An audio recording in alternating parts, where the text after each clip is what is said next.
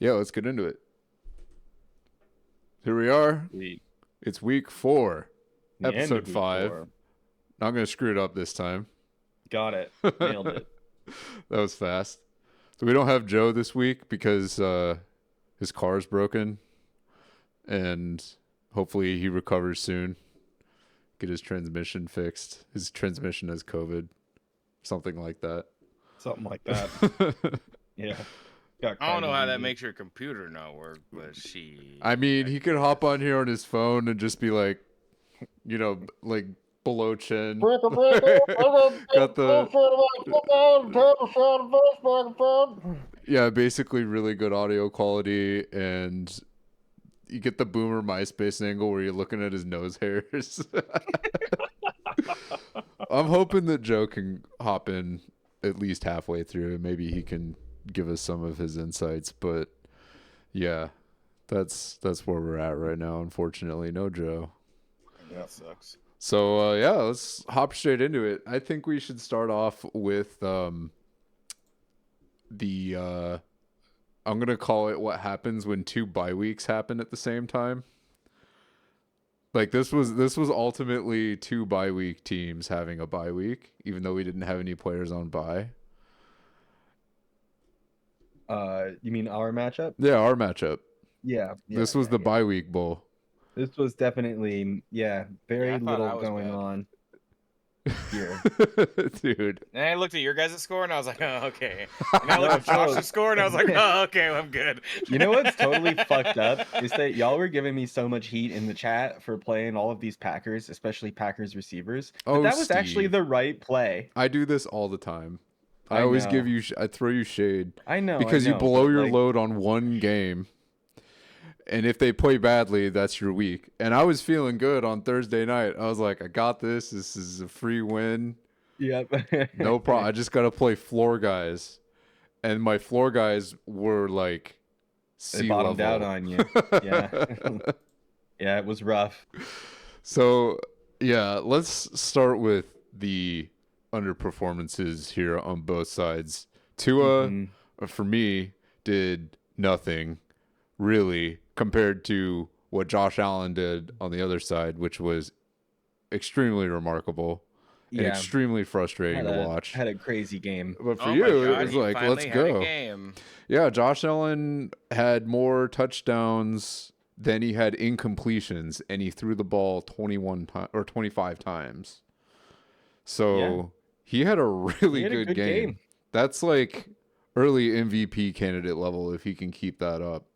He and Diggs finally got it together. I like watching this one because both of our fantasy quarterbacks were playing each other in real life football, which was really entertaining to watch.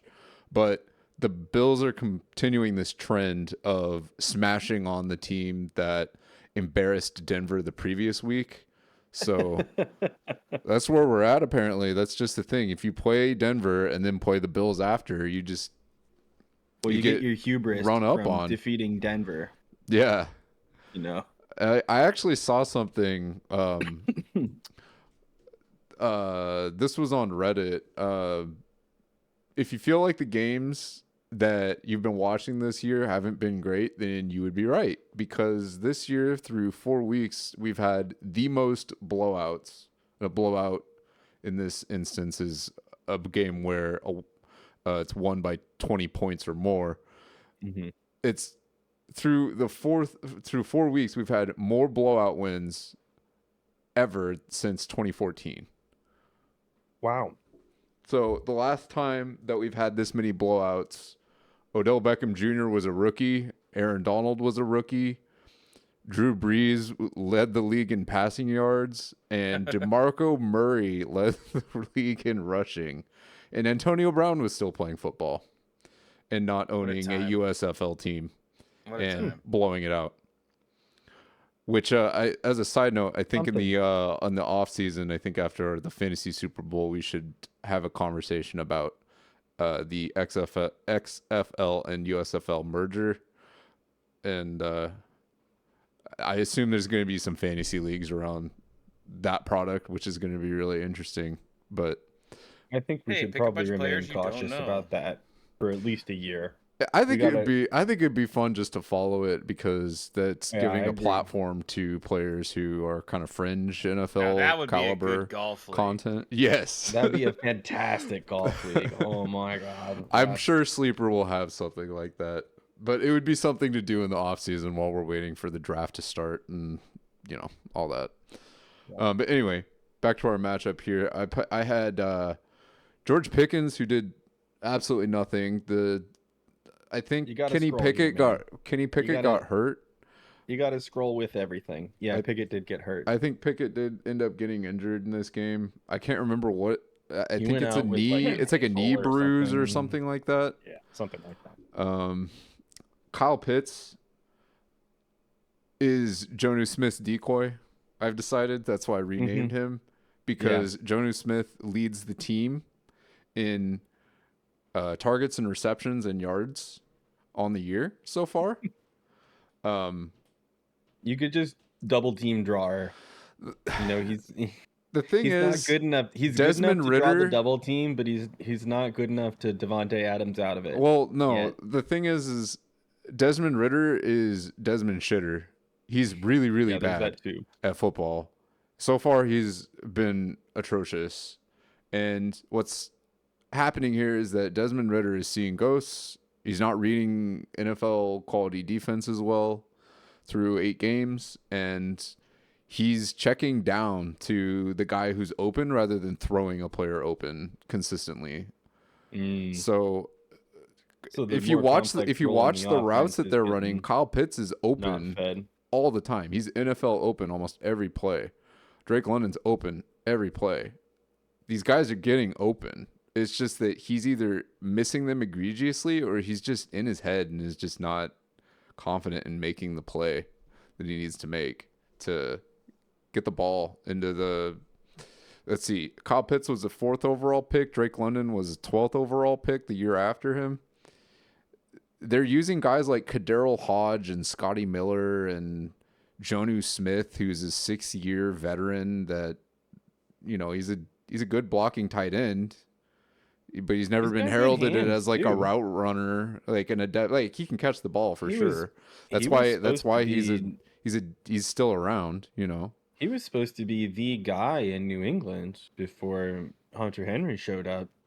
I mean, he's bounced around from team to team throughout his career. He was pretty hyped up at one point. He was. I remember him being. I've started him in fantasy before in the past. Yeah. The thing is that he's just a tight end. He's your average tight end. The thing is with Kyle Pitts, he's feast or famine. Kyle Pitts is a 6'6", 251-pound monster. The dude is a genetic freak. Yeah, he should be used like a wide receiver, which is what Arthur Smith is doing with him.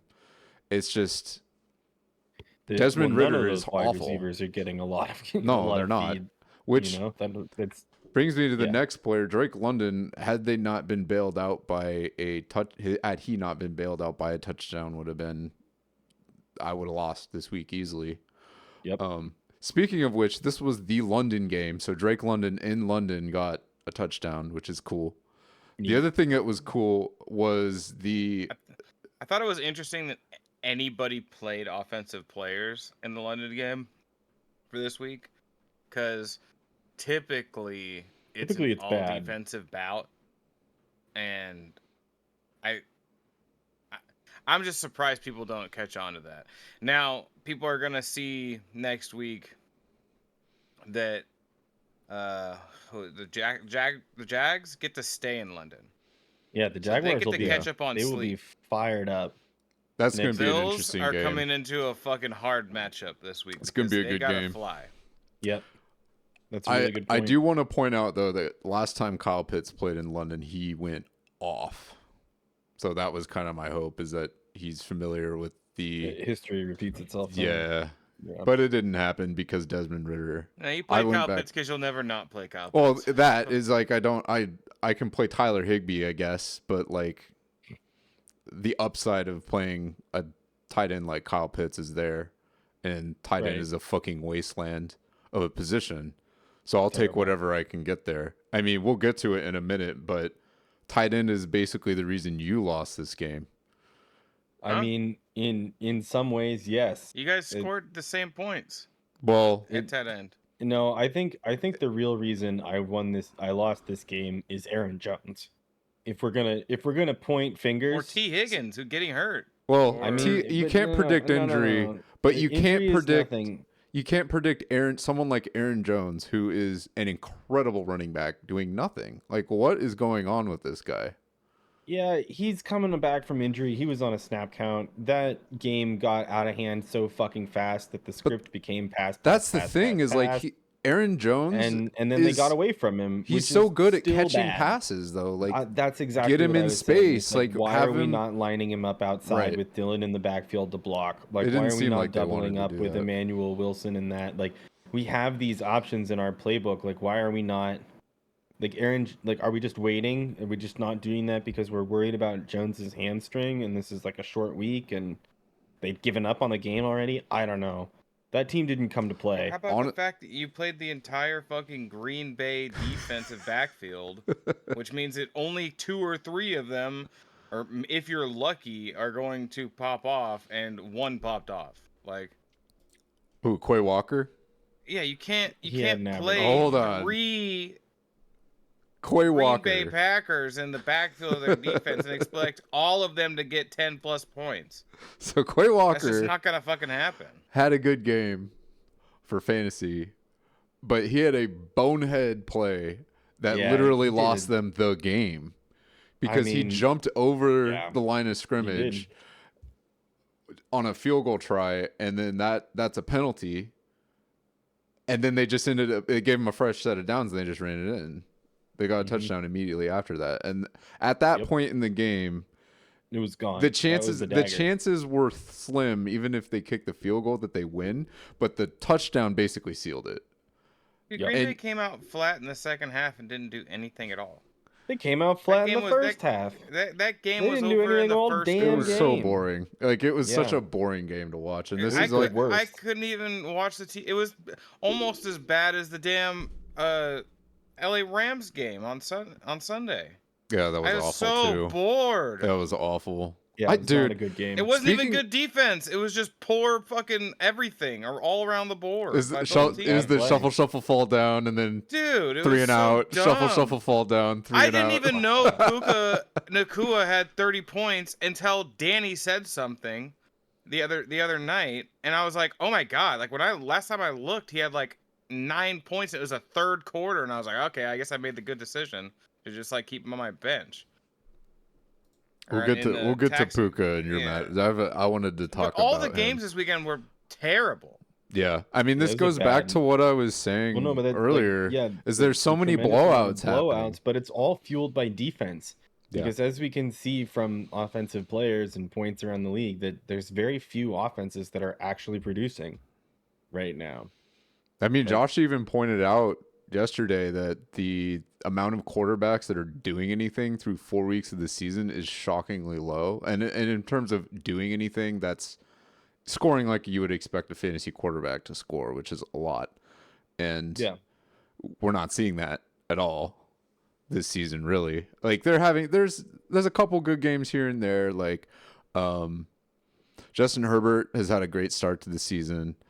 Tua has had a good start to the season. Josh Allen just went off for 40, but it's taking a while for the offenses to heat up. And I think since we're through that first quarter of the season, we're going to start really seeing offensive coordinators around the league just turn up and really start torching everybody. The other players I wanted to talk about, Elijah Moore. He ended up I honestly wanted to pivot away from him prior to the game start just because last minute DTR comes in and he's a rookie. Is his first start because Deshaun Watson comes out and is like, yeah, I can't do this. I can't play football. So imagine being in his position. It's like your first NFL game. Yeah. And you haven't really had time to prepare with the ones in practice all week because Deshaun Watson is the starter. And it's like, here are the Ravens. Yeah, it's such a dick move, honestly, by Watson. Wait, Deshaun just like quit? He just said they went out said before the game. He got hurt. No, I can't do it. He did get hurt the previous week. He was hurt, but he practiced in limited fashion throughout the week. And then it was a game time. It was basically game time. And he went out there and was like, I don't feel right. And then the coaches pulled him and they threw in DTR to the Wolves. And he played just like you would expect. They got 3 points, right? They kicked a field goal. That was their offensive production. So Elijah Moore, actually at one point, his first touch of the game, they snapped the ball to him because he's Kirkland signature brand Debo. And he ran back 20 yards and then got tackled. That was so that. Like through the first like hour of the day, I was sitting there with like -2 points or whatever. I was just tilting super hard, looking at Steve's Green Bay Packers defense, thinking what could have happened here. Jamal Adams, man. I felt so bad for this dude. That sucks. Second play of the game, takes a knee to the helmet. He played 9 snaps. Concussion. And like, that he was clearly out for blood because he almost, in those 9 snaps, he got 2 tackles and he got a QB pressure, which was this close to a sack. Yeah. And then he, like a dumbass, dove at Daniel Jones' legs and he just ended up in a weird position and took a knee to the head and definitely was concussed. As soon as the hit happened and he crumpled on the ground and stumbled when he stood up, I was like, fuck. Yeah. He was not just they took him to the tent and then they showed him on the sidelines screaming at the independent neurotrauma consultant with the little red hat, just like with his clipboard. Absolutely, like Jamal Adams, like 8'10", 300-pound padded monster, just screaming at him. He's like, "I'm fine, fuck you," blah blah blah. And there's just this little like 5'8" like nerd with his clipboard. Yeah, just I saw that. The poor little neurosurgeon guy. That would be terrifying. Dude, I would need like Bobby in between me and him to feel like even remotely safe. I'd be like, dude, please. The medical. It's my job. Get the strong safety away from me. He's a bad man. Yeah. I don't want him. I'm not facing down Jamal Adams. But anyways, it'll be fine. He has a bye week. Yeah, we got bye week. He'll get right. But before the game, they were showing both teams on the sideline. You could see Jamal Adams and Bobby in the middle. They were doing their hype shit. Where the whole team was just jumping up and down. They looked so pumped and ready to go. And between him, Bobby, and Witherspoon, there's finally some energy in the back. That's what I'm saying, man. It's like I don't care like about the contract, the picks, or anything. It's just having him as a part of this team is so important.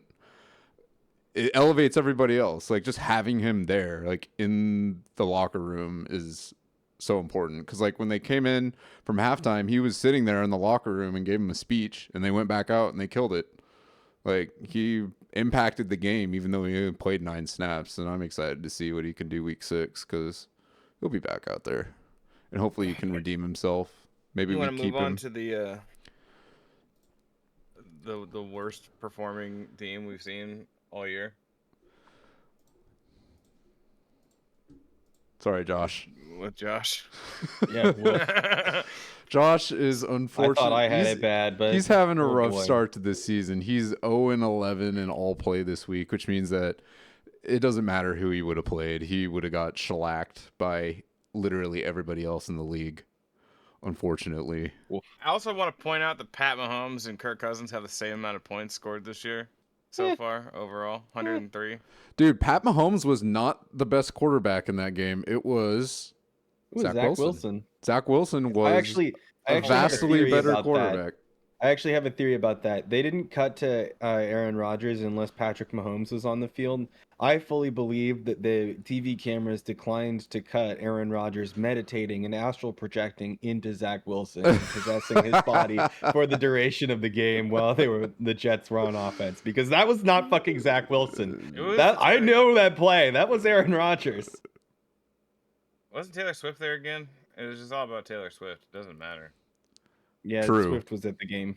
It's true. True. All the coverage. I think I saw more Taylor Swift than Kelsey action in this game. They literally bumped the tickets. I think that 40% when Taylor Swift announced she was going to be there, which is the dumbest thing I ever heard in my life. I think the Jets literally decided to take away Kelsey when they learned that Swift was coming. Like he still was impactful. Fight move. Yeah. He was impactful, but they did basically take him away for most of the game. Yeah. That's because the Jets have it made it hard for Kansas City. Defense. And the Jets do have a good defense. They have the ability to take away Kelsey, which is not something every defense can do. Well, let's be honest here. That wasn't the reason that Josh lost this week. I think it was more that Pat Mahomes did have a really gross performance because he threw a Jameis Winston style, what the hell was that interception? He had a throw to nowhere. A punt. He basically punted the ball, and that fumble. He didn't lose it. He did. I don't know how though. They almost lost that game for themselves, to be honest with you, but they somehow pulled off the win. There is some bullshit with the refs. I didn't really pay that close attention to this game to notice what was going on, but I did see a lot of people complaining about the reffing in this game, which, based on our conversation last week, there's nothing that's to be expected at this point. I mean, NFL referees are garbage. Until it actually gets to be full-time employees that are paid by the league. No, because the problem is that begets more almost scripting of the league at that point. You want an independent referee group to be reffing these games. You don't want them to be controlled by the league. Yeah, I still want them. I mean, like, they should be making money. The consequences of but then, like, how are you going to pay them? Like, who pays for it? The NFLPA? I don't know. I don't think that's really. They get paid, but it's through an independent contractor, so that it's not linked to the actual NFL. Like, then who? Like, the TV network? Does it make a better TV product? Or does it make a better TV product when people are angry about it? I mean, I think it makes a better TV product when it's not scripted. Well, at least it doesn't feel scripted. Employee. Like last year in the Super Bowl with that ticky-tack holding call that basically won the Super Bowl for the Patriots. Wow. For Kansas City. For Kansas City, yeah. It was one of those things where it's like, okay, I think Jalen Hurts could have done something with that drive, but I guess this game ends now. So, like, that's what it felt like. Yeah. And it sucked. Like, other than that, it was an amazing game. But anyway, let's get back to poor Josh here. He had two players. The Saints had a terrible time because they actually trotted out a busted up Derek Carr. What? Why did they decide to do that? And we'll talk about this when we get to Trevor's game. I don't fucking know at all. But that was a terrible call, and just like it's not like Jameis Winston is that bad, too. I mean, I think that was the evaluation. He's fine. He was that bad. And for fantasy, man, that much better, but obviously not in this circumstance. Chris Olave was a huge dent in Josh's team here. Unfortunately, it's because Derek Carr shouldn't have been in this game, and it has nothing to do with Chris Olave being bad. It has everything to do with the Saints making a really stupid decision. Like, they're just gonna put him at risk for re-injury. Derek Carr still has a lot of gas in the tank left. I think he's still completely serviceable as a quarterback. Goods, basically. I think he's trying to be the thing about Derek Carr is that he's got chip after shoulder after chip on his shoulder. That year in 2016 where he was a MVP level quarterback and he broke his ankle right before playoffs happened. I think he's been hungry ever since that season to prove himself. And especially because his brother couldn't hack it in the NFL. He wants to show that. I mean, he comes from good blood and can do it, He was great that year, and he had great wide receivers and a really good tight end and a really good offensive line, and he's never had it since. Yeah. He had the best offensive line in the league that year. Yeah. And he played like a god because he had all the time in the world and wide receivers that could get open. Which turns out, man, that works pretty well for most quarterbacks. But Josh's Dawson Knox, who he just dropped, Ramondre Stevenson. You can't trust a Belichick running back or any offensive player, in my opinion. There's definitely been good ones. I think Gronk is the only one I would ever trust. Or Julian Edelman. Or James White. I would never trust a receiver or a running back in 2023 with Mac Jones. It doesn't matter for your receiver core if you have Mac Jones as your quarterback, in my opinion. Ramondre Stevenson was the on the receiving end of another one of these 20-plus point blowout games. The Cowboys absolutely destroyed New England, top to bottom. Deron Bland had another pick 6 game. He's looking good, and the Cowboys' defense is killing it. How does Ezekiel Elliott not pick apart his own defense? That's the other thing. That's the other thing that was weird is all the beat reporters doesn't care about football. Well, no, the New England beat reporters going into this game were saying that Zeke was going to get a lot of work, and I don't know if it was Belichick or one of the coaches associated with the team was putting it out there that Zeke is going to get first team snaps. That's what the words were, and they ended up not utilizing him at all, which was shocking. But what was equally shocking is Mac Jones in this game, because he did everything that he could to lose it. He threw 2 picks. Oh, he had a pick 6. He had a fumble, scoop, and score. And I think he had 2 ints. 2 ints. One was a pick 6 and a scoop and score that he fumbled. And he got benched for Skylar Thompson at the end of the game. He was only sacked one time. It wasn't like, he was under that much pressure. I don't. He just played like ass. He's terrible. Yeah, Mac Jones ain't it. And that kid's a punk anyway. I'm surprised that they're not moving on to Skylar Thompson. It's like Skylar Thompson could be the Brock Purdy story. The Tom Brady. Like and Skylar Thompson looked good last year for the stretch that he did play, and there was a question about whether Mac Jones would come back after he got healthy. And I don't know. Whatever. I hate the Patriots, so I'm cool with them being in the shadow realm for the next 20 years because they've spent the last 25 plus terrorizing everybody.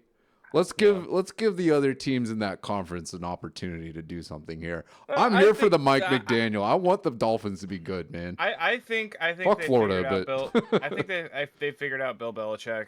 It's just one of those things where once a coach gets figured out, it's kind of hard to progress in the league. He's on this downslope. Once they get a new head coach, I think they might be able to change things up.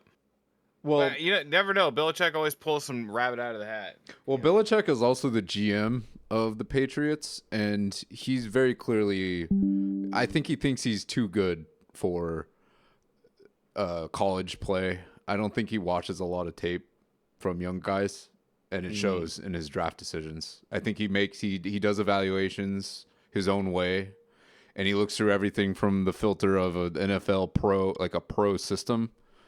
And you see him bring in players, and you see him, from other teams, from free agency, and you see him draft players that are just like, what are you doing? Like that wide receiver they drafted in the first round a couple years ago, who I can't remember his name because he's basically out of the league. Jacoby Myers? No, every team. Not him. He barely played. I can't even remember. But, yeah. Bill on his way out. Sorry, Ramondre. You did horrible. The other thing is the defensive players that Josh played just didn't do anything, unfortunately. And really nothing. Nothing here at all. I think Josh is really struggling to find players that can produce defensively for him consistently. And I think it just boils down to the startup draft. Like his selections really didn't he picked players in the startup draft that are really boom or bust. Like Hufanga's a great player, but he's inconsistent. Yeah, it's true. He'll be able to get a lot of points at once in a game, and he's going to win you a week. But unfortunately, Hufanga, he's young, which is why he's a good pick, and why both Steve and I were like, "Oh, come on," because he picked AJ Dillon, and then he picked Hufanga in the startup draft, and we were hemming and hawing in the other room, like, "Man, I wanted to get him," because we were just talking about Hufanga, and then Josh came in and was like, "What? I picked AJ Dillon." And we were like, "No, you got Hufanga," because we were both high on him. It's because he's so young, honestly, and like he's got a lot of ceiling to develop into. Yeah, I mean, he's gone through and picked up some players from the waiver wire and has tried just slotting people in from the waiver wire, and that's going to be really difficult because it's going to be tough. I mean, he drafted Jeremy Chin, and Jeremy Chin is a really solid player on a really good team. I mean, if it's just like a couple, I would be playing him every week. Yeah, I mean, he's one of those dual designation unicorn guys that play both defensive back and linebacker. Like they slot him in on the interior line, and then he shifts out. Yeah, he's a hard player to deal with. So yeah, he was like the hybrid linebacker, and he's young. Safety. Jeremy Chin's young. I mean, if I was Josh, I'd be playing Jeremy Chin like every week. I mean, I have Frankie Louvu and Brian Burns, and I play them they're on the same team. I play them every week, basically. Mm-hmm. It's hard to take them out of my lineup. Carolina's defense is not terrible. I mean, last year it was one of the best in the league. Yeah, it was just they didn't have any offense, and we're seeing that this year too. They still don't have much offense, but they the defense is still fine. Like it's okay to trust Carolina players on defense, and that's a really important thing. It's like some teams are bad because they have bad offenses, right? Like the Packers, or the Panthers, and some teams are bad because they have bad defenses, right? Like the Vikings, except that seems to have sort of turned itself around enough, sort of. This game, they had a bit of a get right game. Yeah, the Vikings this week. That also was really scary, and Bears, we'll talk about that with Trevor's game. But for sure, for sure. Yeah, but man, if I'm Bynum too. I mean, like this dude can play. Absolutely, I would be starting him. I mean, look at that, 3 12-point games in a row. I mean, like that's awesome, and a 7.5 early. Like Bynum, I would be playing these guys. Brandon Stevens is gonna. He's gonna be boomer bust. It's gonna be hard to start Bynum when you have Justin Jeffries taking up most of the. Yeah, Campbell's in a weird spot because he's a rookie. Most of the snaps are not quite there for him yet. Yeah, but especially he can go if you're needy, but like. I mean, unless look at those snap percentages, he's like barely cresting 40%. Unless you're one of those guys like Jalen Carter, where you just come in off the street and they're just wreck the game. Yeah, and wrecking the game. It's a linebacker and defensive line is one of those positions that takes years to develop. Yeah, it takes it's kind of like tight end. Like it takes a long time to get a feel for the game. Chubb's not bad, but Chubb's gonna be hit or miss. I mean, Chubb is one of those guys. I'd be playing. He's again one of those dual designation linebacker guys. Yeah. I'd be putting him in my defensive line spot and then finding a boom bust linebacker to play in my linebacker spot. I mean, I really think it boils down to Josh is overthinking his defense a bit. And if he can even make some trades and pick up a defensive player. I still might even keep, because his offensive players are really good. I mean, he picked up Kyron Williams off the waiver wire, and this kid is getting volume. Yeah, because no one expected Kyron Williams to be doing what he's doing right now. Well, Josh had the foresight to see that there was a need there, and he got him. I put up $15 for him. He put up 18, and he got him. He literally barely beat me out on it. So it's ridiculous, but hey, you get what you get. I mean, he's got Tony Pollard. I mean, he struggled in this game because New England was atrocious. It's just, it was just all around and unfortunate. And honestly, on the season, I mean, Josh has scored the least amount of points in the season. I can see why he's frustrated through 4 weeks. It's brutal, man. Every single week just to get absolutely shellacked, and it just feels like there's nothing you can do. But hey, at least you're not one of the highest scoring teams sitting at rank 6 right now. there's a lot of season to play left, man, and this is why. Yeah, I think you got some opportunity here. Absolutely. For sure. He's got a lot of opportunity and guys who can definitely perform. You're correct, dude. But I don't want to take away from what Casey's team did here, because he put together a good roster.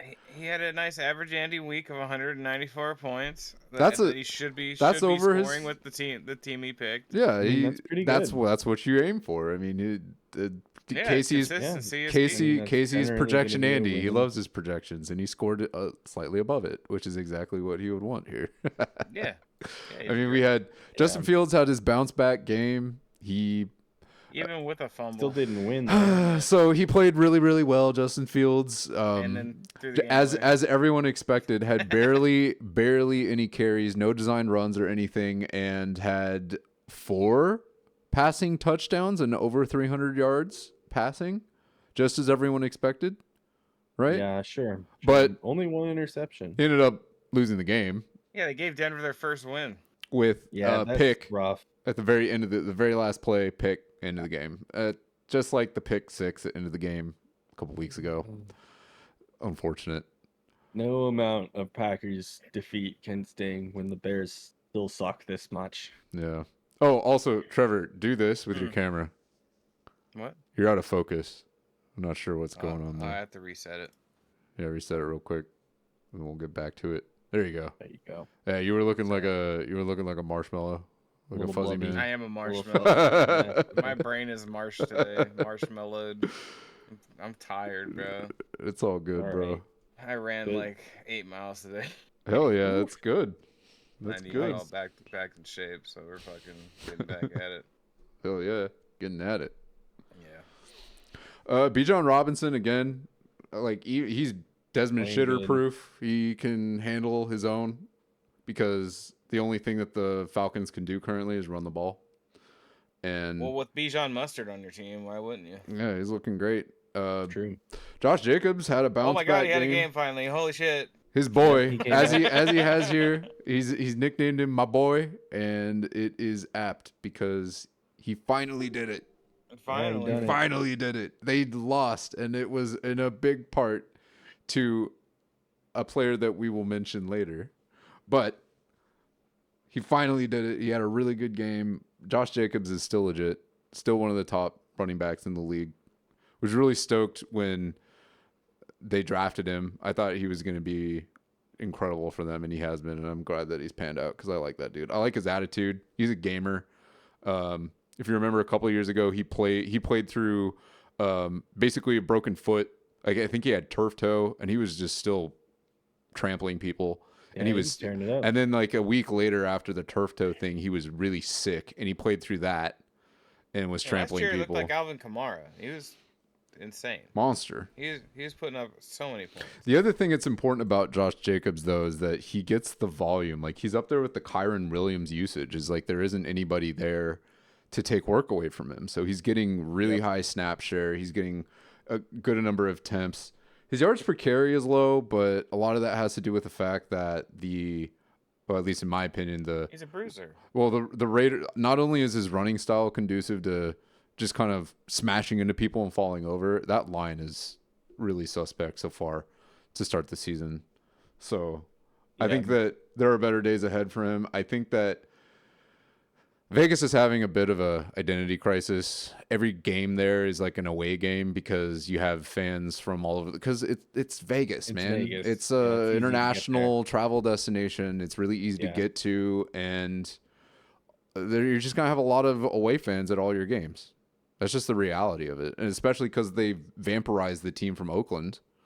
I'm sure there's a lot of Oakland faithful that are like out on the NFL entirely and are bitter about it.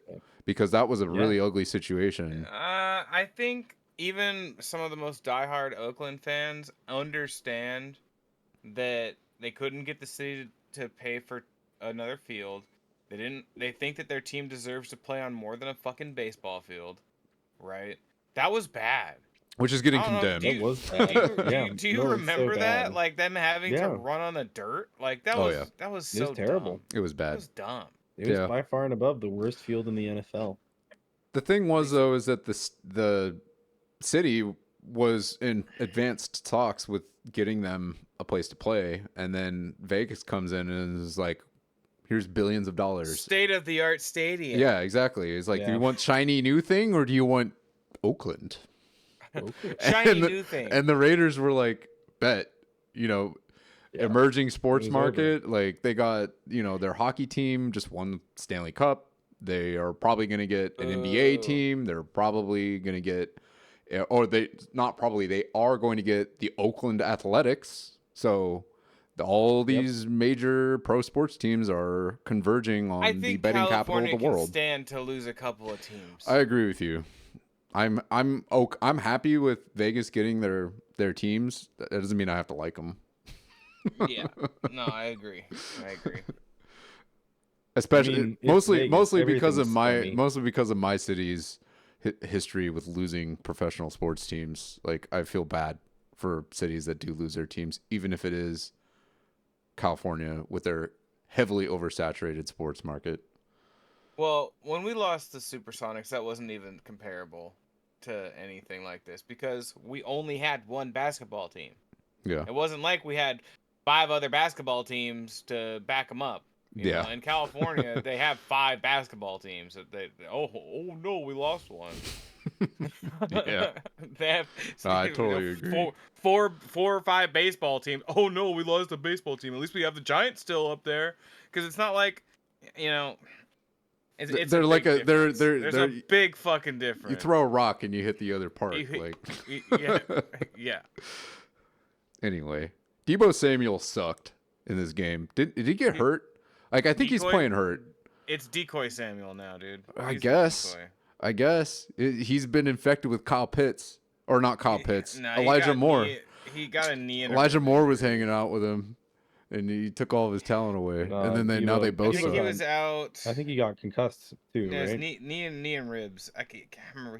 This dude is always hurt, man. It's just because he play. He's like Mike Williams. He has to do too much. They play him so fucking hard. Well, I feel like every single time I see a Debo play, because he's the yak god, he just like is making contact with every play, and he just smashes into people. It's like watching Mike Williams play. It's like dude's a bulldozer out there. He plays like an 80s wide receiver. It's like, he's trying. Oh my God. He's he gets hurt all the time. Yeah. But, genetic freak. He'll be good. Brandon Ayuk, though, is the other part of this. I mean, Casey's got this frustratingly good stack of wide receivers with Debo and Ayuk, which works because Kyle Shanahan and Brock Purdy is good. So Brock Purdy's good. There you go. Other than that, though, the other Josh Allen is a big contributing factor to this victory. He had a game because in London. He ate Desmond Ridder alive. Like, is a big reason why Kyle Pitts and Drake London had a horrible game and why Jonas Smith is now the leading receiving option in Atlanta is because of Josh Allen. Dude was pressuring him every play. That's hilarious. Sacked him 3 times, forced a fumble. I would be afraid of him too if I were him. And Josh Allen's looking like a good little player for Jax. Now, this was a London game. This was going to be a heavily defensive game. It was bound to happen. At least in my opinion, between Falcons and Jaguars defensive players, they were going to have like 4 or 5 30s between the two teams. Oh, it was a blowout. There's another one of those, like I was saying earlier, is another 20-plus point blowout. Like, sheesh. Did you guys catch the Toy Story version of the game? That was the only way it was watchable. I switched over. I was watching Desmond Ridder just throw ducks, and I was like, I can't. So I switched it. I was like, tried, this is cool. I tried, and I was like, this is cool for like 5 seconds, and then I realized that it's just like Toy Story ADHD hell. Like, it was hell. It was the weirdest stream I've ever seen in my life. Because you'd be seeing football, but like their heads are like bobbing like this back and forth. It's cool technology. But then you never see a play happen. Yeah. You see every like third play happen, and in between you just see like the little Toy Story guys like attacking each other and shit. Yeah, it's like, for children. If I was a kid, I would have switched to the real game. Yeah, well, you're not your average kid. I mean, when I was 5, you wouldn't catch me watching that shit. I'd be like, no, click. I want to see the real game. No fucking way. This game is the same. The audience, the target audience, is the same audience that was interested in that the game last year, the slime game, which but that was actually cool. Those were good though, and it gave us the Patrick Starr calling the Russell Wilson pick 6. Yeah, no, that was amazing. So good. Matt Judon going down though for KC is huge. That's bad. Yeah. The Matt Judon pick for him in the startup draft was key to his defensive plan, and he's key to the New England defensive plan. They lost Matt Judon, and Christian Gonzalez is out. There was conflicting reports about Christian Gonzalez getting a dislocated shoulder or torn labrum. I mean, those two things come hand in hand, but it sounds like it's now just a torn labrum, not a dislocated shoulder. But he's going to be gone. Well, I mean, it's for a while. If you Judon is going to IR. What's Casey's IR looking like? Full, probably. That's something I'm gonna have people vote on at the end of the season. I think we might need to expand our IR slots a bit. No, that is completely no, because our bench is already huge. No, it keeps more people on the waivers.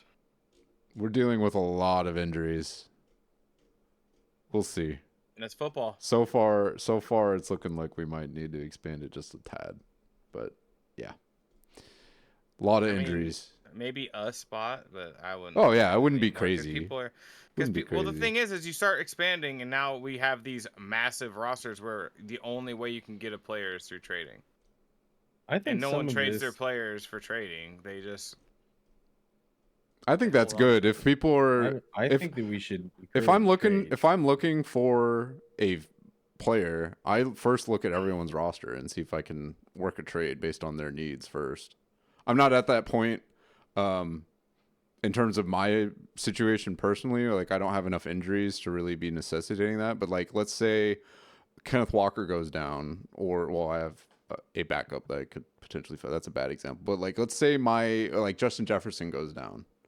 I'm not going to the waiver wire to pick up a wide receiver to replace him. I'm immediately, if I'm in contention for playoffs, I'm looking at making a trade.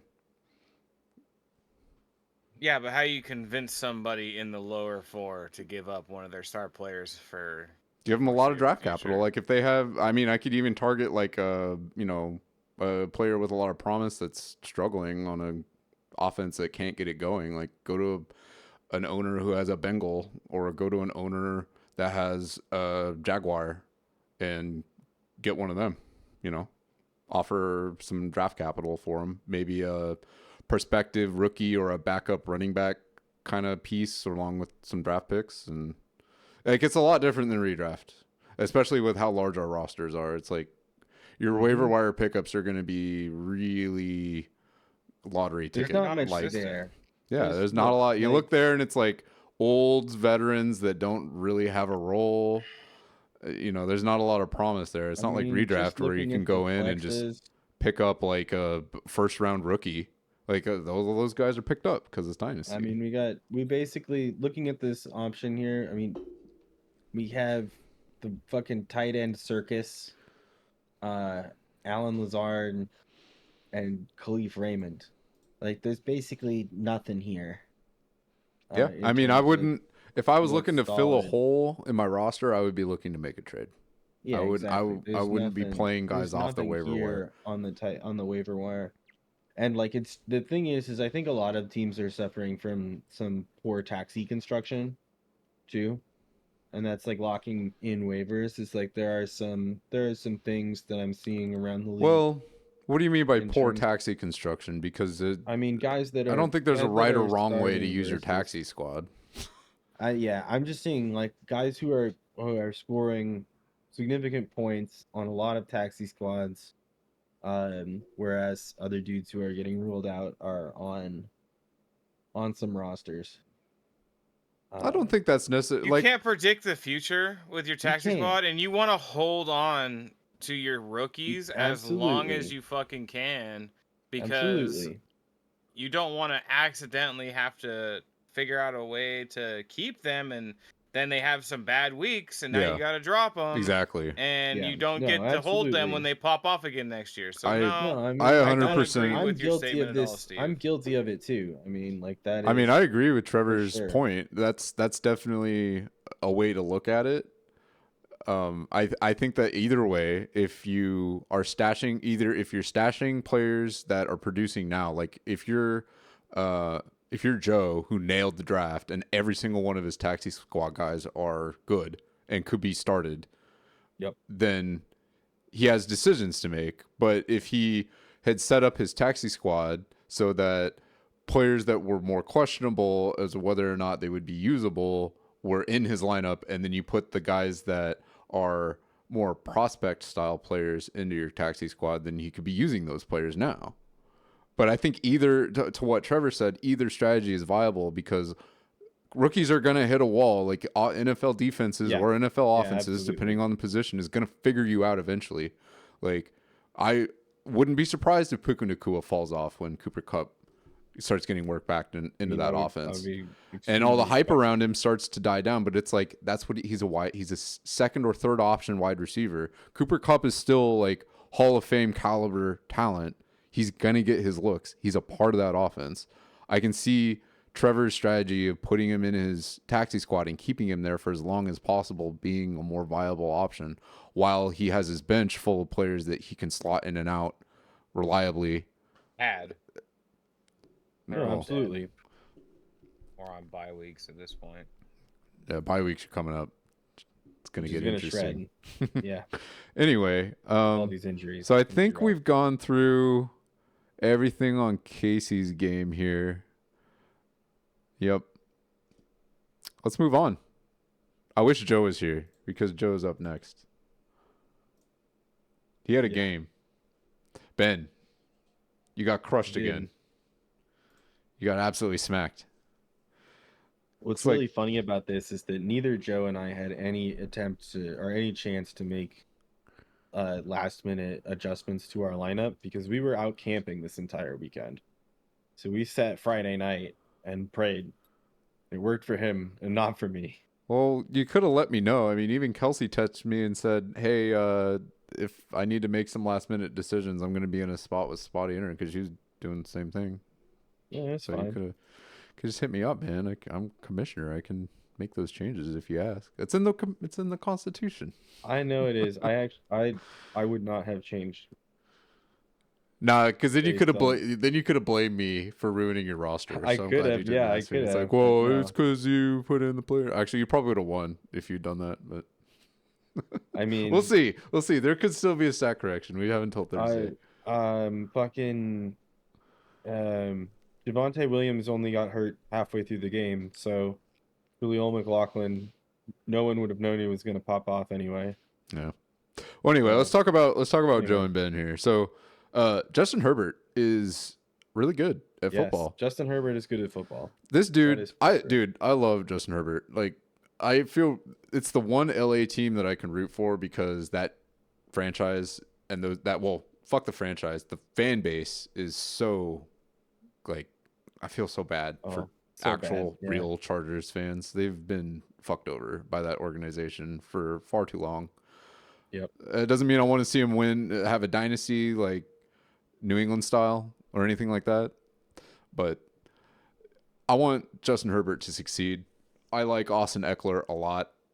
I like Mike Williams a lot. I like Keenan Allen a lot. I like the players on that team. They're really good. Justin Herbert is a gamer, though. There was that series, I think it was last year or 2 years ago, where he was getting hammered by the defense, and he was taken out of the game, and he wasn't concussed or anything. He was clearly winded and hurt, like he physically was in pain. But he was coming out on the field like, no, like the training staff are coming to try and help him. And he kept saying, his body was like, no, let me play. And he was limping onto the field, and you could see when every time he would drop back to pass, he would wince, and when he would throw the ball, he would be like, you know, but he was still capable of chucking it 60 yards and dropping it in the bucket. That dude has old school quarterback shit going on. I say all that to point out that he broke his finger during this game on his non-throwing hand and still had an incredibly good game. Like, it wasn't amazing for fantasy, but he did what needed to be done here. He did a great job. Yeah. And they ended up winning the game. So I know it didn't show up so much in the point total at the end of the game, but like 26 points from a player that had a broken hand, that's pretty damn good. And I love me some Justin Herbert. AJ Brown, sheesh, had a game. He had one bomb that Jalen Hurts threw him, who finally had a good game. But part of that was in spite of him, just because AJ Brown is the yak god. Aside from Deebo Samuel, this guy, you get him in space and he's just trucking through people. Like, he's so hard to bring down because he's so big and physical. And it looked like they locked it up at the end of the game. He had a super late touchdown thrown to him with less than 2 minutes to go, and it looked like the game was over at that point. But Sam Howell came in clutch and had a last-second touchdown to send it to overtime. They ended up losing because pretty wild. Riverboat Ron didn't have the balls to go for two after getting that. It's like, dude, this team was just in the Super Bowl, and you're a rebuilding Washington Commanders team with a really young quarterback that's basically still a rookie. You just went toe to toe with them. You just go for two. If you lose it, no one's gonna be like, they could have brought it back in overtime. Right. No, you don't win in overtime to a team that was just in the Super Bowl a year ago.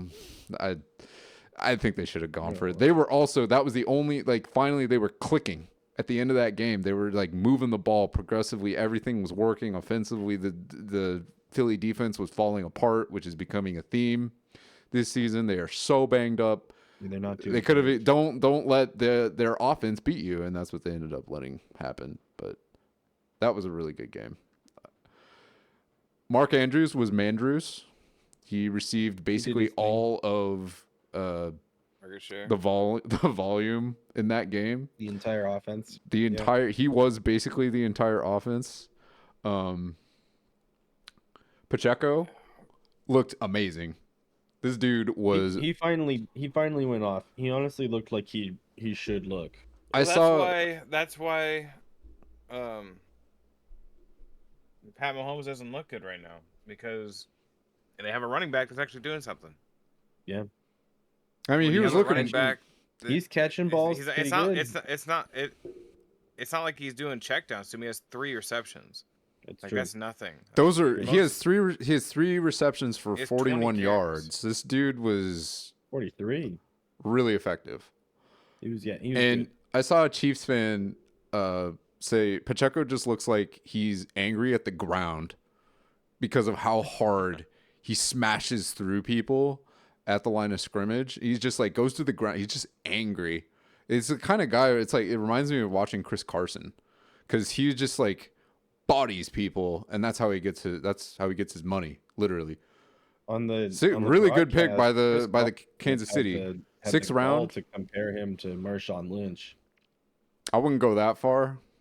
Yeah, he's not that violent. Marshawn Lynch is one of the most violent running backs I've ever seen play the game. Yeah, but apparently the most violent. Collinsworth threw Saleh under the bus for saying that. Part of it is Pacheco's hair isn't nearly long enough.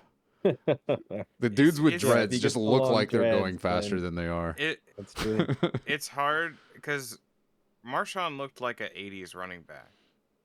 He looked like someone you should be terrified of, and people were terrified of. Oh, absolutely. Because he'd run you the fuck over. Yeah, exactly. Run you down, run you over. He didn't stray from. He didn't like try and find space or cut. He just ran you over. So people got out of his way. Yeah. You know, maybe Isaiah gets to that point in his career, but it's way too early to call him fucking Marshawn Lynch. Yeah. We'll see. No. Besides, they still have talent. That's Chris Collinsworth's comparison, not mine. The Chiefs still have talent. Collinsworth's also a puke. Yes. Yeah. They still have talent in that backfield too. I mean, they have Jerick McKinnon, who's still a really good, I wouldn't say he's a really good running back, but he is an adept pass catcher out of the backfield. He's pretty decent at pass defense. I think Clyde Edwards-Helaire still has gas in the tank. He's just not as good as Pacheco, and they're clearly they need to establish the run, and CEH is more of a gadget guy at this point. Unless he can figure something out. CEH sucks. Then he's just not.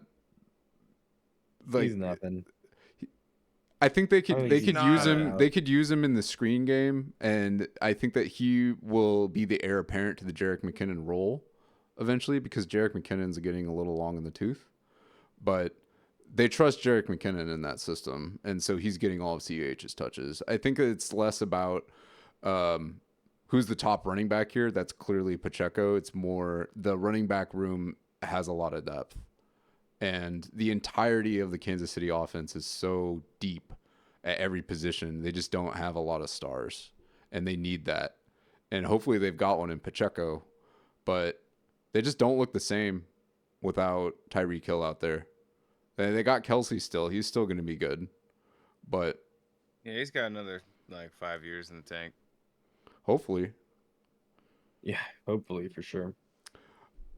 Even if we'll see, maybe Taylor convinces him otherwise. Nah, dude. So I think. Oh, sorry. Go ahead. Think about it. If Sierra couldn't get Russell Wilson off the field, you really think Taylor Swift's gonna be able to get Travis Kelsey off the field? Nah. She makes so much money. Doesn't matter. It's not like they're married. This isn't gonna be a thing next year. Let's not kid ourselves. Think about it, man. She's like the hoe of the century, dude. She's trying to get her Super Bowl appearance, bro. She's trying to get a Super Bowl appearance. She wants that halftime show. She's trying to make a new album. Mm-hmm. She wants a new album about the NFL players she dated. It's all marketing. Right? Yeah, Taylor Swift annoys the shit out of me. Anyway, I egged her van in high school for a reason when she came to Liberty.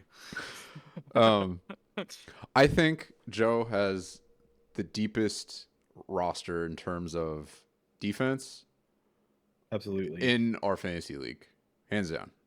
Yeah. He is set for many years. Going to war. Joe, I think Joe is near the top of our power rankings. Basically, yeah, like he nailed his draft. He's got this pretty much all the way down.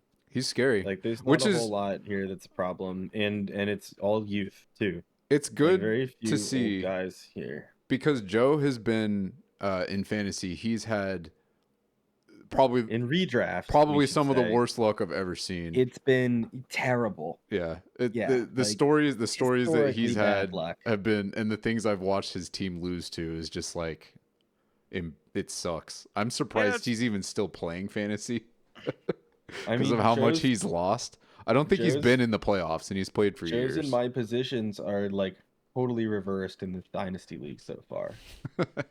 Like, is a way you could see it. Like, it's just like, oh my god, such bad luck for no reason. I'm waiting for you to play Josh, Steve.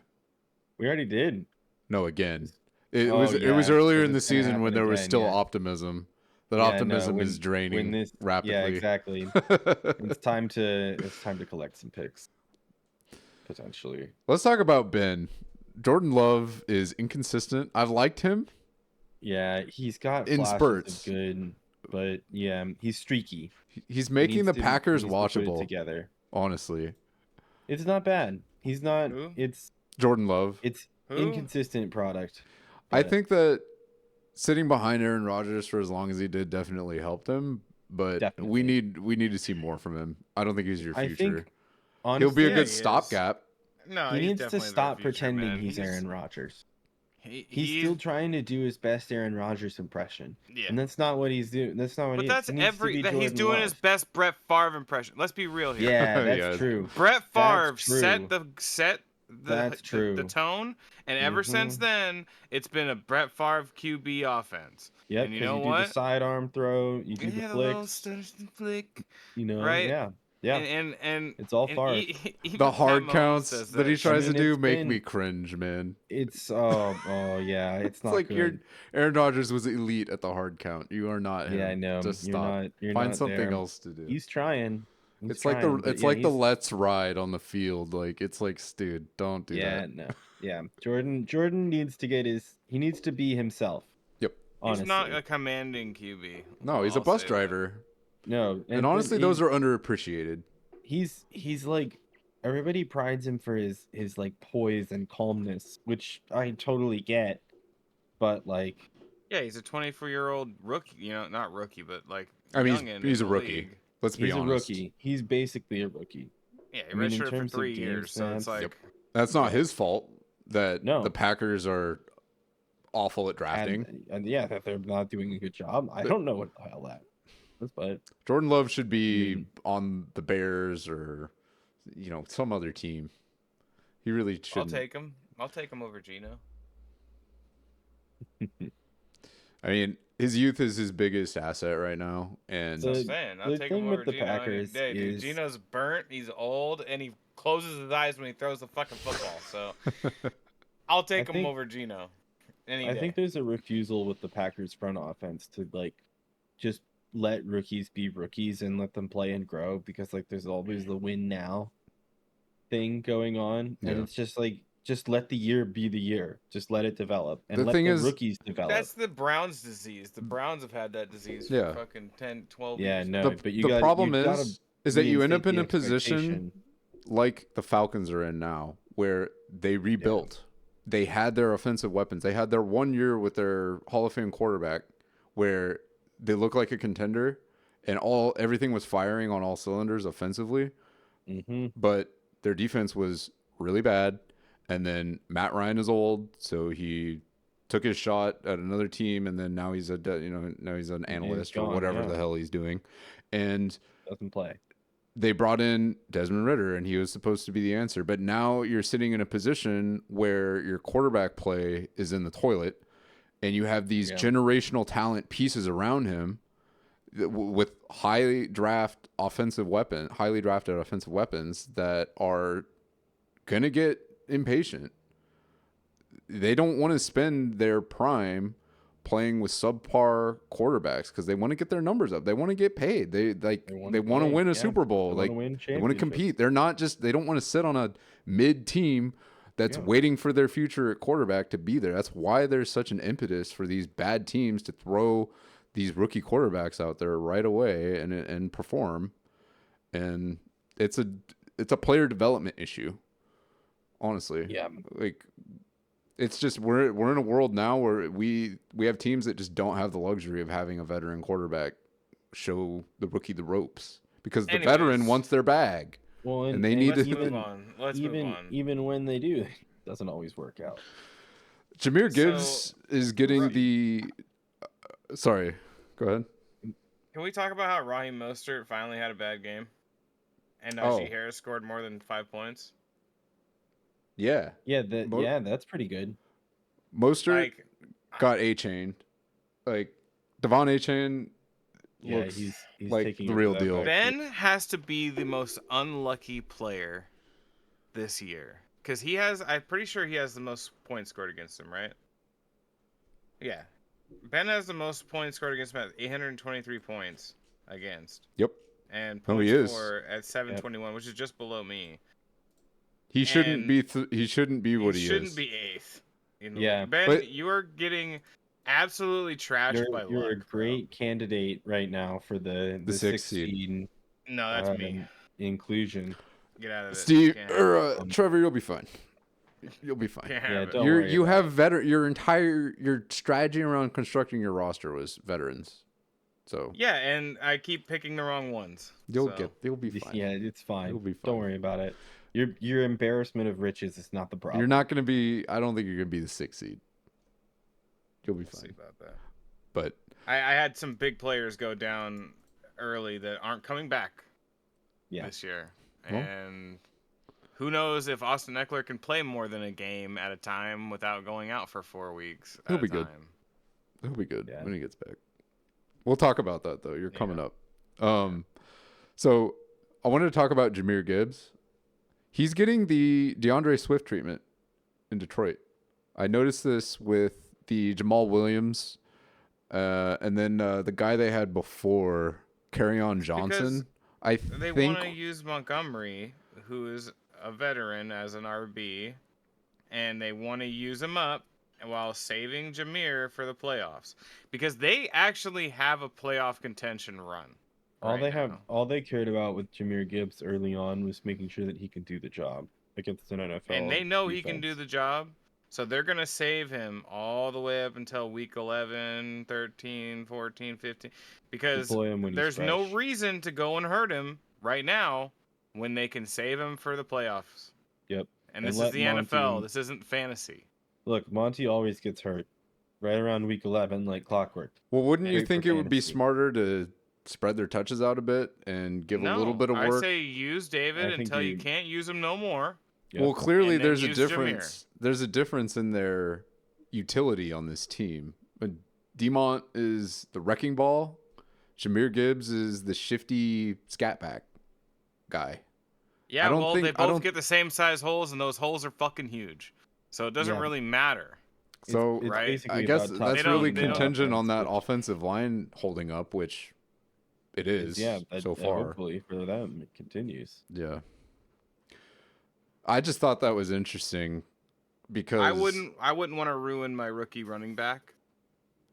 His first year playing. DeAndre Swift was electric with the ball in his hands. Like it was like clear as like not even from a fantasy standpoint. Like just casual Lions fans were like, why the hell are we not using DeAndre Swift more?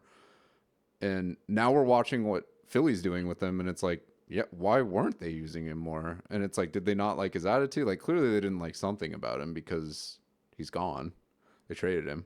They couldn't afford him anymore. Yeah, I mean, that's true. That's a topic for a different day about what the NFL should do to pay running backs. But yeah, we got to get this show on the road here, boys. Too. Dishonorable mention for Joe. Antonio Gibson sucks. It's another nightmare game. And he gave up a sack on a bad pass protection play late in the game. That is shocking. I wanted to just roast Joe. Because I just gave him all these props about how his team is so good. How about the fact that he has Witherspoon sitting on his taxi squad? I mean, yeah, Witherspoon broke out in a big way. And he's going to do it every week. Devon Witherspoon, electric. He looks like a vintage Legion of Boom era. It's not like my Seahawk. situation where there's someone sitting behind him waiting to come in. Witherspoon is that side of the field, and he's got Brian Branch still, who's dude. Oh my god, that's what I'm saying. Joe's IDP situation is insane. He is set.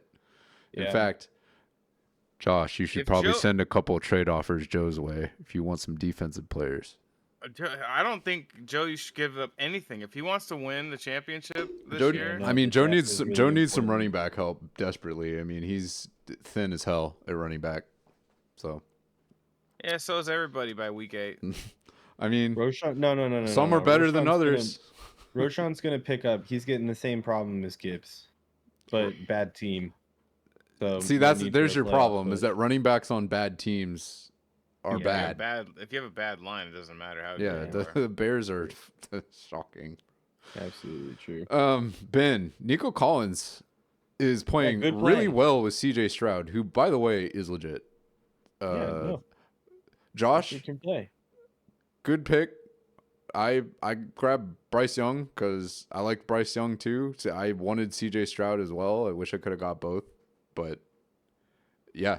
That he's going to be the quarterback of the future for your team for a long time, because CJ Stroud is clearly NFL ready, despite the chatter before the playoffs and the college playoffs last year. It was like, I don't know, CJ Stroud's looking kind of shaky. Is he really going to be one of those top guys? And yeah, he's legit. Nico Collins is good too. He's also considering the fact I never had a question. I said this early. Houston is a dark horse for being one of the better teams this year. They also have been doing probably most improved. They've been doing what the Seahawks have been doing and playing with a makeshift offensive line the entire season, and it doesn't like they have depth at that position now, which is because last year, dude, their offensive line was really bad last year. Their offense was poor. The only bright spot was Dameon Pierce. Everything else was nothing to write home about. Yeah, exactly. Aiden Hutchinson set the tone in his game early on with a sack and almost scored a safety, sacking Jordan Love in the second quarter. Nearly, yep. And that could have been a huge game that may have actually bit into the lead that Joe had here, but it just wasn't enough. And then Quincy Williams, man, he's had another good game. I wanted to give a shout out to, you didn't play him, Ben, but David Njoku. He burned his face in a fire pit incident before the game and still balled out. Reported, he reported up like fucking Bane or something. It was, like, I don't know. It was the most football thing ever, where they like had to like find a way to get his helmet on without tearing his burnt flesh on his face. Apparently. Oh god. He had a Bacardi King moment and fell in the fire pit. Yeah, he Austin Campbelled that really bad, and then went and put up 9 fantasy points. Yeah, that's really good for a tight end. That's really good. That's like 3 Kyle Pittses. I'm impressed. He caught 6 of 7. He balled out on with DTR. Actually, the biggest surprise for me is that he didn't sit Najee Harris. Ben didn't sit Najee Harris and put David Montgomery in.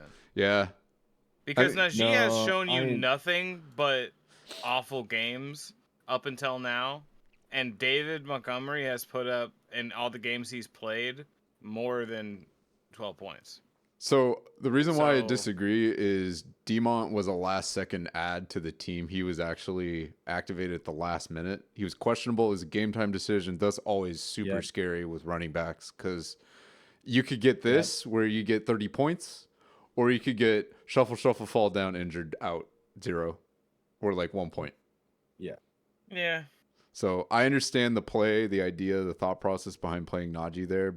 Matt Canada has been atrocious for Pittsburgh. Offensively, they are awful. Something been good. The Steelers suck. Denzel Ward, donut, and sorry, Luke Musgrave got hurt. Man, you hate to see it. Young kid sucks. Getting taken out like that real early. Yep. Concussion. He'll be all right. Yeah. He'll be back for sure. Yeah, he'll be fine. You have Zach Ertz. He's got a long time. Unless he two-woed himself. No. He'll be good. Also, he's got a lot of depth. Dude, you got rusty, trusty Zach Ertz. He also got the knee to the helmet treatment. I took a knee to the head, and now I know I can't play football. Oh, you're giving me Jamal Adams flashbacks, Trevor. Stop it. All right, let's move on to the closest game. Oh my god. All right. Yeah. Well, Jordan, the next closest I'm game. sorry, dude. Yeah. You got shit on. Jordan, this is your guys' game wasn't close because you were doing good. Your guys' game was close. Like, who can do the worst? You guys had a golf week, all right? Yeah, we had a little bit of a tank off. Yeah, but what happened? This was the reverse. I mean, both teams. Yeah, that's what I'm saying. Yeah. This balled is the closest competitive game. Yeah. Our game, me and Steve had a really embarrassing match. That's why I called it the bye week, and I ended up winning the bye week challenge. Like Jordan dropped 50 with CMC and still lost. I could tell he in the chat after the match was over, he was super salty. I could tell. He's like, imagine dropping 50 with Christian McCaffrey. But you know what? Losing. The funny thing is that happened in almost every single league this week. With even my redraft leagues, like Garrett's league, same thing happened. CMC goes crazy and they lose. And then he has another work league that he plays in. Happened in that league. Yeah. I seen that happen in so many leagues this week, which I think is hilarious. That happened to Steve. You structured your entire roster around CMC, and that doesn't mean you're gonna win. So Steve, I don't want to take away from this, but Steve played his All Packers super team in redraft and played CMC and still lost by like 50 points. I just wanted to roast Steve real quick. Next to him. Anyway, I mean, so John got his first win of the season. Finally got a dub against arguably one of the best teams in the league. Yeah, in Jordan. Jordan's team. We've talked him up every week. He's been insane. And Jordan, I feel your pain, man, because this is a ridiculously frustrating week for you. I don't know if you looked at the numbers, but this is the second week in a row where you led the league in all play, meaning if you'd played basically anybody else during the week, you would have won. You were 9-2 in all play this week, which means there were only 2 other teams that would have beat you if you'd gone up against them. But you went up against John, which was one of the 2 teams that could beat you. And you nailed your lineup with an accuracy rating of 98%. You still lost, meaning you played every position correctly. Every player that you could have picked from your bench that you put into your active lineup was the right choice except for one, and you lost with the CMC 50-point game. Man. It's just that is so. I could tell he was frustrated on Monday night, and I feel for him. That's fantasy, man. I am also happy for John because John needs to see some success because he's been getting he's been scoring. He's just been going up against buzzsaws every week. It would have Jordan's done it too. Gonna struggle with is these bye weeks coming up. You does don't he have have a lot of interchangeable. Yeah, you don't have a lot of interchangeable players. He's got bipocalypse. Shit. Yeah, you have bipocalypse coming, bro, and you need to figure it out. I think as long as he's got Christian McCaffrey, he'll be fine. Let's talk about this real quick. 4 touchdowns. McCaffrey is on bye, I guess, week 9. He's got time. Jordan will be cruising by then. He'll be thinking about playoffs by then, I'm sure. Nobody cares. It's fucking Shanahan. They just 4 touchdowns though. I don't know if you guys noticed this. It's one shy of the team. They were down in the red zone again because fucking 49ers, of course. And they kept Juice Check in there. They were trying to give their fullback a touchdown instead of giving CMC his 5th, which would tie a team record. Yeah. Like, Shanahan, come on, bro. Like, the Shanahanigans have to stop at some point with this. Like, okay, I don't think anyone's complaining about 50 points, unless you're Jordan, because that probably would have made the difference here. But would have. Yeah, CMC is amazing. It's just like every time he touches the ball, it's just like 8 yards. He's just like LaDainian Tomlinson out there. He's like that. I don't think that's an unfair comparison. He looks like LaDainian Tomlinson. Like if you watch CMC play and then go look at old tape of LaDainian Tomlinson, you're like that.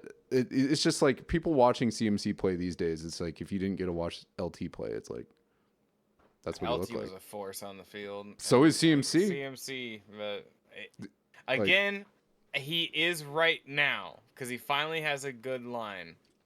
Can he stay healthy? Yeah, that's the real question. He's never been able to stay healthy his entire career. And you know who never went down? LT. Until he's fucking 30 years old. That is true. So it's one of those things where you're comparing him to a legend who never left the field until he retired. I don't know. I think CMC is already a legend. That's fair. I mean, there's... Future Hall of Fame. Future Hall of Famer. Of course, I'm not trying to take away from him. He's a great player, but can he stay healthy? Isn't in the Hall already, he better be. He's only 27 too. Like he's got, like, for the caliber of player that he is. No, not a couple years. He could play for 5 more years if he stays healthy. Behind this line, you're fucking hilarious. No, he could. I don't think so. He could. No, he won't. He absolutely could. No. Nah, man. 2 most. 2 more. 2 more. He could play. 2 more years. Will 29 he be, is 60 years old for a running back. Will he be elite? Right? Probably not. Will he want to play into his 30s? Yes. Will he do that? I think he will. I think he'll play. I don't think he'll be on our fantasy teams, but he'll be in the league into his 30s. I mean, he could. No be question Matt Breida, in my mind. He might go to another team, but I don't think he'll be on the 49ers still. Like I just don't think it'll. No, he'll be eating up cap on some fucking we'll see. Browns or something. We'll see. I mean, look at Adrian Peterson. Vikings. Future Viking. Adrian Peterson did the same thing. I mean, that dude played well into his 30s. Frank Gore was 38. I don't see CMC playing the longevity that Frank Gore played. I mean, if he takes on significant injuries for sure. Playing as long as Frank Gore played. CMC has had. You can never count on injury though. So that's really ultimately what it boils down to. I don't think that CMC falling off will be due to an injury. It will not be due to him. He missed all of 2020 and most of 2021. Really unlucky injuries though. Those are all soft tissue. Something. Those are all soft tissue injuries that kept him out, and they really nagged at him. Up though. And it does add up for sure. But he's stayed healthy for a sustained period of time, and he looks great. So he's done good. Time will tell. I think he caught the bag, and by 29, he's gonna say, "I'm done with football because I want to start a family." I don't know. The thing is that he doesn't look like he's got bagitis. He doesn't look like Joe Burrow out there right now. Bagitis. Speaking of bagitis, Russell Wilson actually looks comfortable in that system. That was a really good transition, right? Yeah, it was. He was making vintage Russ plays out there. He like a couple of those passing touchdowns. I was like, "Ooh, is that Lockett?" Like, damn. Russell Wilson was never a terrible quarterback. He was a great quarterback, right? Was a Hall of Fame caliber quarterback all the way up until he decided to betray his fucking team. Had a no trade clause with. Let's not mince words here. We were upset when the Russell Wilson trade happened. Hindsight's 2020, and we're okay with it now. Like Devon Witherspoon is a baller. He wouldn't have played the way he played. The way he played at Denver is not how he would have played here. Oh, absolutely he not. Fucking sucked it up, took the fucking paycheck loss, and gave us some cap to work with, and he would have been just fine. But someone needs to stroke his ego fucking constantly. Yep. Also, Denver is just lost, completely lost. Colorado sports are lost currently. That is true. Yeah, except for their basketball team. Their whole city or their whole state. Except for the Nuggets. Yeah, They're good. The Nuggets are fine. But their hockey team and their football team can stay in the shadow realm as far as I'm concerned. I'm okay with that. Because it makes for a lot of really good entertaining and baseball. content. And their baseball team. Their baseball team is down bad. But that's kind of their fault. So bad. That's kind of their fault for being so damn high. It's hard to play baseball with no air. Let's be honest. Yeah, other teams come in and they just terrible match. decisions when you're at 10,000 feet, huh? Well, the ball, like physics, works in a different way because there's less air acting on the ball, and baseball relies on balls going really far. Yeah, less nitrogen for brain. Can't make good decisions. I mean, that is clearly Russell Wilson's problem here, but he balled out, sort of. That's so funny. Is that the advantage goes the opposite way in baseball than it does in football. I mean, it's good in baseball. It's good for hitters, but it's bad for pitchers. Pitchers notoriously hate going to. Well, they can't do sliders. They can't do changeups. It's good for offense and bad for defense. There's no air for the ball to grab onto. So traditionally, and it just leaves the park. Every time you throw a meatball over the plate, they just knock it out of the park because there's no oxygen. Right, but like that, it's hilarious. But I mean, the atmosphere is so thin that the ball can just go. Traditionally, whereas it's the opposite. It's the opposite down here. We have the sea layer. We have the sea layer or the sea wall. Right. Way more air. Yeah. And so we have pitchers. We have historically great pitching in the Mariners, but our bats are terrible. Anyway, I don't want to talk. The Mariners depress me. That makes sense. Wait, did it? I don't follow them. He'll learn did they eventually. collapse? Let's talk about. Did the collapse happen famously, as it always does? Yep. Yeah. Same as it ever was. Yep.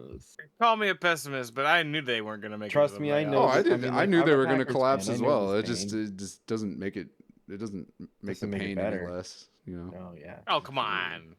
You ain't used to it by now? Oh, of course I'm used to it. Come on, man. I was more upset. Like I was saying, I was more upset with the whole Neris shit with the Astros. That pissed me off. That was so Bush League shit from a Bush League. The fact that they still have a team and they haven't been dismantled after cheating, then I don't know. Yeah. Fuck the Astros. Anyway, DeAndre Swift is a bad man, and I like watching DeAndre Swift play football. He's really good. Yeah, he's quite good. I think he's a perfect fit for that system. Like, it makes sense in Philly. I'm not looking forward to playing against him this week in our matchup. Nope. He's gonna run all. Yeah, he's gonna run all over me, and I don't have Kenneth Walker this week, so that's gonna suck. Well, actually, it's against the Rams, so you should be okay because they have one of the better run defenses. They do. And the Rams always find a way to piss me off, so we'll see. They without fail make me angry every week. If Aaron Donald allows DeAndre Swift to get more than, you'd be like, 20 yards in a tud, then I'll be surprised. Yeah. We'll see. I'll be surprised. Stephon Diggs balling out in Buffalo. Dude, he got the hat trick. It was helping Steve try and beat me in the bye week off. Mm-hmm. Stephon Diggs is so good, man. Stephon Diggs. I was sitting there like, oh, that was such a sick catch. Oh, that was such a sick catch. Oh, that was, God damn it, Steve, stop. Stop, Stephon Diggs. Please. You're giving Josh Allen so many fantasy points. I was so triggered. Yeah, man. Amon-Ra St. Brown did his thing. He did his thing. Average game. I mean, they didn't need to do much to win that game. Like, Green Bay beat themselves. Like, Quay Walker giving up a free touchdown was basically, like, the end of it, you know? Mike Evans. What happened with Mike Evans? He got injured. Must have. MRIs. Yeah, he got an MRI. That sounds bad. Yeah. His hamstring tore up. But Chris Godwin came in and had a game. Yeah. He was good. He had a good game. Kayvon Thibodeau and Jordan Brooks basically sealed this for John, though. It was a sack fest in that Monday night game. And Kayvon Thibodeau was the only one that showed any life on that defensively for the Giants. The whole Giants team. Yeah, he picked two great defensive players. Because I don't know how he got so lucky with 2 sacks on both sides. Well, Thibs has been inconsistent. This was kind of really fluky, and I can see why Jordan was so annoyed, because he got 4 sacks played against him in the course of a game, and that I watched that hurts. pass defense happen, and I was like, yeah. Thibodeau was doing everything he could to try and win that game, and the Giants' offensive line just was not doing anything. Yeah, they were. The problem was they were blitzing on every play. Yeah, I mean, they couldn't get anything done. They got him sacked 11 times. It was the first time that the Seahawks had done that since 1986. I wasn't even born yet. You're talking about the offensive line. Yeah, their offensive line was horrible. Their defensive line... Their defensive line was popping off. Yeah, they were stifling our run game. They were keeping all the short yardage. The only problem that their defense had was that they gave all their tells away. They kept blitzing every play, so we could just drop it over the middle and call it good. Yep. Dink and dunk. But, Jordan Brooks was one of the recipients from one of the 11... Seahawks sacks in this game, and pretty much sealed it for John. You get a sack, and you get a sack, and Jamal Adams gets a concussion. He would have had 2, Steve. I would have destroyed you in our bye week if he hadn't done that, because there were sacks for days. That we would have broke the record if Jamal Adams was in this fucking game. We're not talking about your game though. I'm so upset. We're both steamed about this. This is the fuel for him. I wanted to point out on Jordan's side defensively, Anzalone had a super clutch tip ball that turned into an interception. It was one of those plays where the ball's kind of flubbing over the line and he got his hand up, and then the defender was standing in the positioning was perfect. It was a tip drill, perfect tip drill. I was looking for the play on Twitter to see if I could show it to you guys because it was sick. But Anzalone, man, him and Hutch on that team are so good. That dude, the Lions are an exciting team to watch. Yeah, they are. They're fun. Max Crosby, much to my chagrin. Yeah, Max Crosby was doing his best Khalil Mack impression in this game, but he just couldn't quite do enough to get the win for our friend Jordan. Yeah, Max Crosby did great. He didn't have any backup. Khalil Mack had backup the entire game. It's true. Khalil Mack had actual other threats around him that helped to free him up, and then he overwhelmed these one-on-ones for the first time all year, by the way, because Khalil Mack hasn't been a factor. He ain't done shit. Well, for a while too, not even just this season, but last season. Khalil Mack was activated. Somehow the sack attack became real. Let's talk about Khalil Mack for a sec. So obviously we can talk about him when we get to my fucking game. Okay, well I'll table that. I don't want to harp on it too fucking much because I'm already irritated enough about it. I pulled him in and out of my roster 10 fucking times that morning. We'll table that. Boy. We'll table that. Jaron Reed got a shin injury. Hawkinson did nothing, and Lattimore and Snead had very little impact in their games. Like he really needed a pass breakup or something. It was just like the margins were so thin. It was just like, unfortunately, he just got stuck in a game where John had 2 players to go on his defense at the end of the week, and Monday night rolled around, and it was just a defensive slog the entire game. Sack fest. The offenses in this team in these games didn't really need to do anything. Like the Giants couldn't do anything, and then Seattle didn't need to do anything. I think Drew Lock out there on the field. You know what the real difference is? It was Thibodeau's pass defense. Yeah, it was it was the 4 sacks. The 4 sacks and the pass defense is like, you could give or take that. That is the difference maker. If it's gone, it's the game flips. Sacks are about when you look at the end of seasons totals, sacks across the league are usually on par with the amount of touchdowns. It's rare. It's rare to get 2 players with 2 sacks. If Thibodeau doesn't reach his arm up and bat that ball down from Geno, he loses this week. Exactly. Fair enough. If it isn't for that, if that play doesn't happen, so like props. I mean, this is a game of inches. Like, absolutely. As much as it is a game of inches in real life, it is a game of inches in fantasy. I was a butt cheek away from getting a massive game from Kenneth Walker this week. You absolutely were. You had a great game from Kenneth Walker. A butt cheek away. His butt's just too bubbly, man. It was too big. That was almost the freest touchdown in the world. Because I was like, yes, damn it. They're like, it's looking like it's coming back. Because it wasn't an elbow. But that right, it was his butt cheek. It was because it's too big. He does too many squats. Too bad. And then who's next? Is it me or is it Matt? And we got Matt and Kelsey's game. Yep. Let's take a look at it here. Matt spent all of his energy working on the redraft this week. Matt had a nightmare, a complete collapse by his team. Sorry, Matt. Your duds are Mac Jones, who we talked about earlier, was horrible, threw 2 picks to Deron Bland, former Josh player. 1 was a pick 6. He also gave up a scoop and score to Leighton Vander Esch, who I think Kelsey has as well, but was on her bench. That would have been so tilting. To watch your quarterback get scoop and scored by the other guy's defensive player. I'm waiting for that to happen at some point. That'll be sick. But you got floor games from all your important guys. Jalen Waddle, question marks. Alexander Madison, horrible again. Jerome Ford, mid. Ugh. CeeDee Lamb, mid. Laporta, mid. Rashad White, mid. Wait. Laporta is 8 and it's 0.6 points. That's still great for a tight end. Yeah, that is really good for a tight end. But not for Sam Laporta. Sam Laporta is in that wide receiver 1 tier. Yeah, exactly. He's in that new Travis Kelsey. Exactly, but yeah. Still. Anyways. Rashad White, for a tight end. Not good. Mid. Garrett Wilson, mid. Zach Wilson. No, actually, sorry. Zach Wilson was better than Pat Mahomes by the spirit of Aaron Rodgers and threw a couple good passes.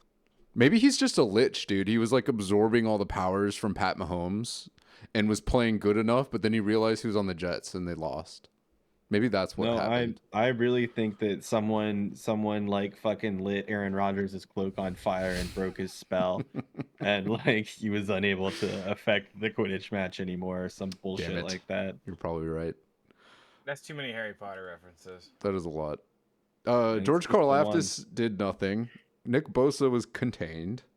A team finally figured out how to deal with Nick Bosa, and he didn't really impact the game that much. That was interesting. And that was all she wrote for Matt. Matt just got absolutely clobbered by Kelsey, who had some really good plays from her players this week. He had some good defense. That's about it. Her offense was just as bad, as Matt's offense. Well, she had a couple tough breaks. Other than Trevor Lawrence. Javonte Williams got injured. He had a hip flexor strain, so he couldn't play and probably won't play next week either. And Kittle didn't do anything. Miles Sanders didn't do anything. James Conner didn't do anything. But yeah, defense made the difference here. Antoine Winfield had a ridiculous pass breakup, stopping a monster Olave touchdown. Had he got that, we would be having a different conversation about Derek Carr earlier. But nope, Antoine Winfield absolutely trashed that play, and it was sick. He had a monster game. Harrison Smith had the best game of his career. Kelsey played him. He had 3 sacks, which is more than he's ever had in an entire season. Of course, it's this week. And it's the most tackles he's ever had in 6 years. He also forced a fumble, which was scooped up by DJ Wonnum and returned for 6. And she didn't even play Anthony Richardson. I mean, Trevor Lawrence is sub 20 up until this week. I mean, I agree with you. I think it is time. I am in this exact position in another league. I have T-Law and a Richardson, and I played Richardson, even if he's a rookie. He's been balling. Go with the hot hand there. Trevor Lawrence is figuring something out. Yeah, he's never been that great. Something's going on. He's a good backup. Otherwise, we have running backs on bad teams. He'd be the kind of backup you want. Here for but Kelsey. He's not a fucking starting QB. He's had enough time out there. This is his 3rd year, and he's fucking super mid. You know, he can't command an offense. We'll see. But then again, it was in London. It was right? It was that weird London game for sure. It's a London game, and this is just his 2nd year in this offense. 3rd. No, it's his 2nd year because he had the fucking Urban Meyer year. It's still a third year with the same QB coach.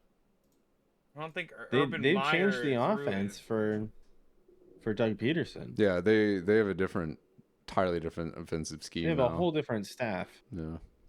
It's just year 2. I mean, Trevor's right. He's been in the league. He's a veteran. He's been in the league 3 years, and he should be able to figure it out. I think it's still too early to call Trevor Lawrence a bust in 2023. I think that he'll turn it around. I think after this year, we can maybe make some more definitive calls about it. I mean, he's got new players on that offense that he hasn't been throwing balls to. Like Calvin Ridley is a force of nature, and he's still working out how to get him into that. Like they're building chemistry. He's building chemistry with these guys. It's the 2nd year with Christian Kirk. Like it's his 3rd year. He's still a relatively young quarterback. He's got a bunch of pieces around him that haven't caught passes from him. The thing here is that like he just didn't throw that many touchdowns. He had a rather sure he had 23 points. It's less about this week and it's more about the previous 3 weeks where he's been bad. And also, I mean, we talked about it with Joe because Joe has a couple of Jack's players. A lot of it has been some atrocious luck with his players catching the ball but just failing to get their feet down. Like there's a mechanical problem with the players he's throwing the ball to. Had a couple of toes been inbounds, we would be having a completely different conversation about T-Law. You know what that is? That's timings with the quarterback. Yeah, that's what I'm saying. Is that they're figuring it out. Too late. Or like their chemistry, something is off with the chemistry with their team. Like it'll get fixed. I have no doubt that Jacksonville is going to be better by the end of the season. Unlike Cincinnati, which I think their season's done Kelsey already. Got really fucking lucky with Bobby Wagner. Bobby Wagner reminded us why he's a future Hall of Fame player. He also participated in that sack party that was hosted in New York last night. Yeah. I don't necessarily think. I think Kelsey lucked out this week. She hit the fucking jackpot. She did. Her entire offense was mid as hell, and then her defensive players were like, "We got this. Don't worry." Which is I'm totally happy with that because 8 sacks. This is very much a microcosm of the games that we've seen this entire season, where defenses are carrying teams to victory. Like literally, we saw that last night with the Seahawks. Seahawks offense was pretty ass. And our defense just won the game. 1 touchdown total. Yeah. And she balled out. And players, and all these players, players had great games. Like Antoine Winfield stopped a game-winning touchdown, and Harrison Smith had the game of his life. Literally, never had a better game as a pro. Yeah. And Bobby Wagner had a great game, and had she played Anthony Richardson, she would have completely smashed. But would have helped with that ratio, but still. Let's move on to Trevor and Danny. Another good matchup this week. It's fucking stupid. I overthought the hell out of this. I mean, going into it, I was really excited for it. You ended up having an absolute duck. I mean, Kirk Cousins finally came back to earth. He looked like it was surprising though, because this was one of those 10 a.m. slate games where he usually mashes. He should be fine. It's like he switched places with that primetime game he had earlier this season. He just came out and he threw that pick six, that 97-yard pick six. It was just like, I turned off the game. That was fucking brutal, man. I couldn't watch it. Kamara came back. Okay, so I wanted to talk about Kamara. That's why he's in. Kamara. That's his first week back in the league. This is his warm-up game, and he's at 16 points. Here's the thing, though. Touchdowns. Kamara's game here is a good example of why fantasy scoring will never be perfect, because he balled out, but all he did was take check down after check down after check down after check down after check down after check. He has 13 receptions for 33 yards. But only 2 first downs. And 2 first downs. Or 4. That's total. Not a good game. It's not a good game total. He was rushing. He was the check. He's not even a receiver. He's just. I know, but he was their receiver for Derek. The day. He's hobbled. Derek Carr's like, Kamara's PPR god. Don't sack me. Don't sack me. Kamara, here you go. Do something. Kamara. Give it to Kamara. 4 first downs. This is why we don't play full PPR right here, because in a full PPR league, he's dropping 25, and he did jack shit.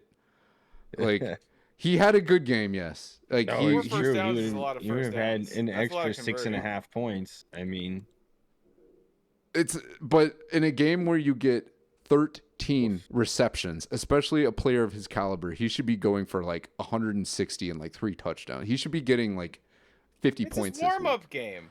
No. This was Derek Carr. This is not Alvin Kamara. It was his warm-up game. You're correct. But this is Derek Carr being injured. This is a byproduct of this, because 14 check down attempts, 13 of them worked. He went 33 yards.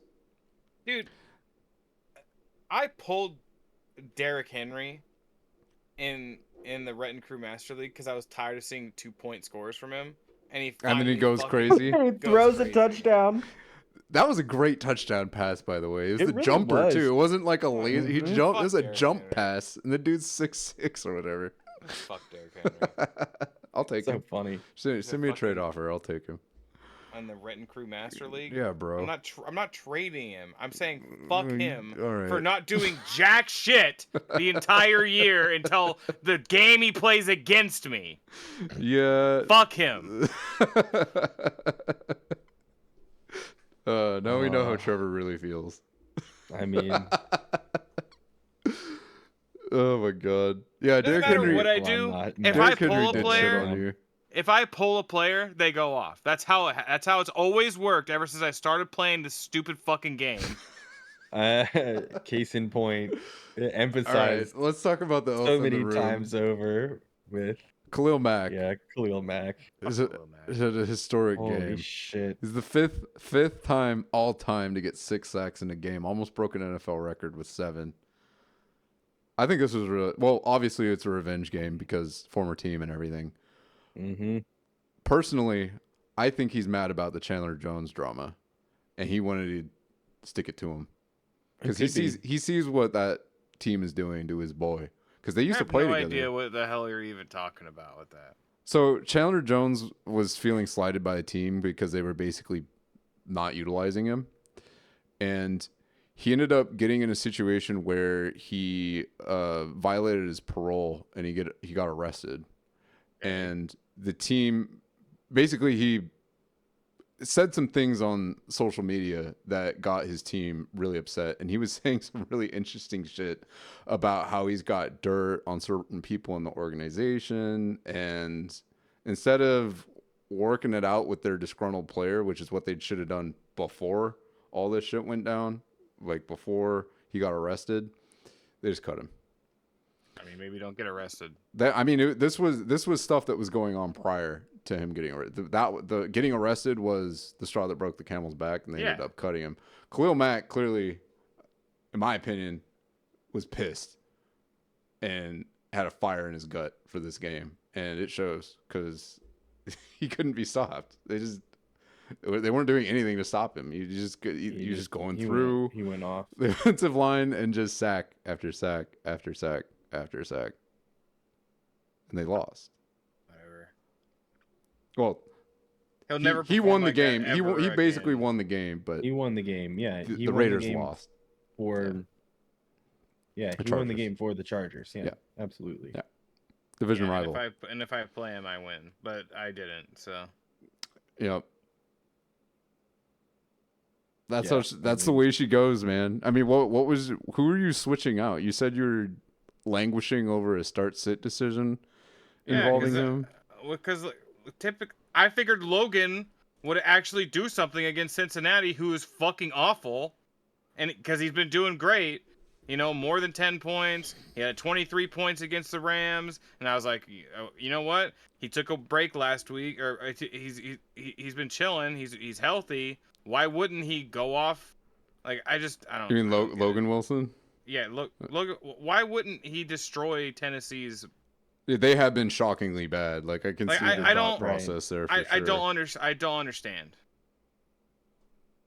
He just did nothing. Like and TJ Watt did nothing against Houston, which made no sense as well. It's not like he wasn't out there either. I mean, he played 66 snaps, which. Yeah, that's brutal, man. That's a hard. Like I was just like sitting there going, Khalil Mack has gotten me jack shit every week. I gotta pull him at this point. I've tried to believe in him every week, and he's done nothing for me. And finally, he does something. It's like Vargas, whatever. That snap number is a percentage, not the number of snaps. So it's 66% of all. 66% of snaps. Yeah. Yeah.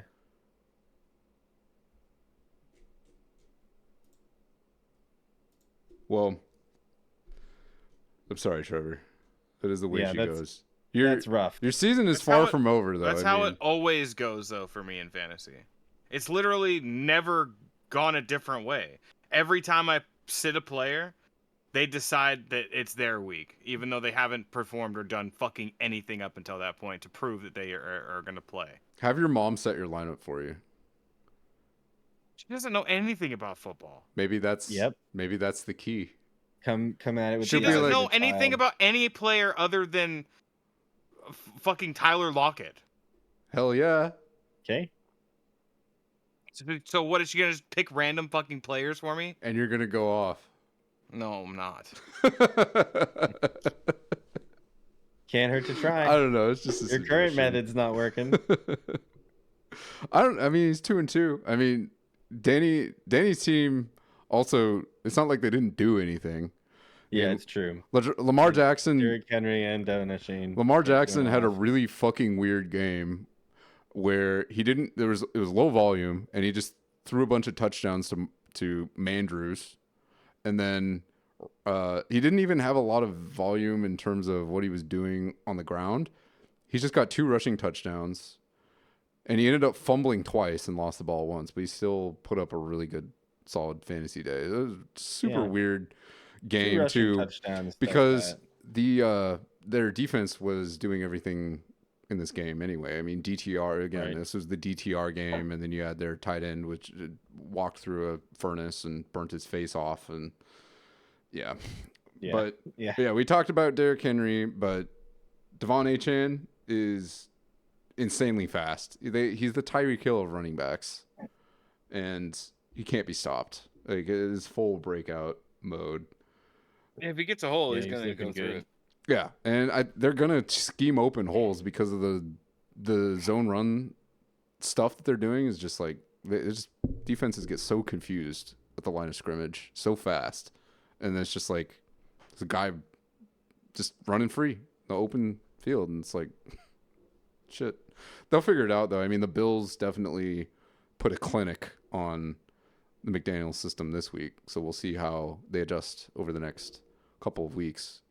Also, Miami team, Florida teams, they struggle as it gets colder. It's hard to adjust to the bitter cold of the Northwest when your practice facility is in fucking Miami. So That's a thing. That's a thing that I've noticed happen to Dolphins. For QBs, not for running backs. There's an offensive for QBs, dip. For receivers. Yeah, because QBs and receivers have a hard time because when the ball hits you in the fingers, you jam your fingers more. Yeah. Throwing the ball is hard because you're doing that heavier. wrist snap and it feels heavier, like you're saying. But running backs are the people that don't really get affected. Oh yeah, running backs heat up as it gets colder. Yeah, because they're warm the whole time. Mm-hmm. They're the ones taking all the contact and they're breathing. Just you see steam rising off their bodies. That's how you know it's football season. Is once you start seeing the lineman breath on the field. That's when you know football has really started. Yep. Yeah, Myles Garrett, despite having a quiet game for his standards, he was making an impact, but his offense really let him down. Kyle Hamilton, another strong game, picked off DTR. Yep. Not that that's too hard to do to a rookie who's playing in his first NFL game. 4 Greg minutes Rousseau before had a game though. Found out. Greg Rousseau just destroyed the Dolphins. I mean, Danny's players came out. The only duds really was Freiermuth got hurt. Jordan Addison got a donut because Kirk Cousins had a nightmare of a game and nightmare. Literally only could throw the ball to Justin Jefferson. So like literally all of the yardage, not literally, but basically all the yardage and the touchdowns went to him. Jordan Whitehead returned to earth. He's been really hot to start the season. He finally couldn't do anything against the Chiefs. I think people just didn't throw at him. Yeah. To be honest, I didn't really watch this game too closely. So I wasn't really paying attention to Whitehead, but you can see it in the box score there. I mean, he didn't really do much at all. Rayshawn Jenkins, he was jet lagged or something. Yeah, I don't he got the target share was very high. Yeah, he was played in a shit ton of snaps. He just got 2 tackles. It was nothing. So yeah, overall, Danny's that was team just a week showing. Yeah, it must have been jet lag. But let's call it what it is. Trevor lost this game on his own. Sorry, dude. Yeah, that's facts. That's rough. Although, it makes me not want to play fantasy. The positive that I hope lifted your spirits. Not want to fucking play fantasy. I hope the thing that lifted your spirits at least a little bit was Danny's cartoon that he made for this week, which was fucking hilarious. It got me fucked up, man. Yeah, that was good. It was really good. Cartoon. I can't wait for the whole season to be put in like a booklet. Yeah, we need to make a book. Yeah, it's from the Britain Crew League. The ones that you did last year, I want to see them collated at some point. We'll figure out the trophy and everything. I think it would be cool to have Danny's art in there too at some juncture. But yeah, that was all the matchups this week. Did we get a confirm on the... We're doing a cup, right? Yes. Yeah. We voted and decided to go with a cup that wraps around. Do that. Yes, you do. Because we need to bill everyone for that too. It won't be much money. I mean, right? Yeah, you split ways. Well, that and you also need to get the belts because we wanted to do a belt that we send to the champion. Yeah, right. So we're gonna do both. Right. Yes, I was waiting on responses back from their customer support. So cool. As we speak, I get a trade offer back from Josh. I sent him a trade offer for Josh Palmer, and it was I gave him a second round, $15 in Fab and Hunter Renfrow, and he wants me to give him a 2026 fifth rounder, a 2024 second rounder, and $1 Fab with Hunter Renfrow. You guys gotta change shit. This is crazy. I sent you a good fucking trade. Yeah, no, that was a fine trade that you sent. That was like a very acceptable. Why you gotta fuck it up? Don't be messy. So he was memeing. He was memeing. Fifth round, because whatever. Like Trevor. He was asking me and Steve what it would take to slip us out of our 2026 fifth rounders. So. He knows something we don't about the late rounds in 2026. Are you just like collecting all the 5th rounders? I mean, I think that's what he's trying to do. You want the Puka Nacua of 2026? Trying to get every 5th rounder in 26. He saw you get Puka Nacua, and he's like, I bet I could do that in several years. All right, guys. Well, I think that's pretty much everything that I wanted to talk about, unless you guys had something else that you want to bring up. Muto has signaled that it is time, but yeah, that seems good. I wanted to end on a negative note here. So we have Desmond Ridder here. Getting absolutely slagged off by his teammate. Look at this.